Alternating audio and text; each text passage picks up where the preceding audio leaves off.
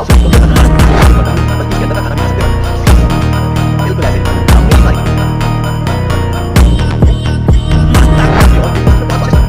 बहुत अच्छा स्वाद है। क्या बात है, कटहरे के साथ काफी अच्छा लगा है। इसका स्वाद बिल्कुल परफेक्ट है और ये सलाद मुझे थोड़ा और जल्दी स्वीट कैसा लगा? अच्छा मुझे भी और चाहिए। मुझे बहुत कम शायद इसे इस्तेमाल करना चाहिए। ये तो अच्छी बात है कि सुई खाने के अलावा प्लास्टिक की बोतल और पानी खा जाता है। यहाँ प्लस लिखा हुआ है। खाना खाने से बस कुछ ही वक्त के लिए ताकत मिलती है और उससे लेने पर कोई फर्क नहीं पड़ता। अब तो सुई गले पर पहले साफ करना है। अगर उसे अच्छे से नहीं मिले तो बर्तनों में दाग भी हटा देगा। उसके नीचे से साफ पानी की थोड़ी बहस हो गई।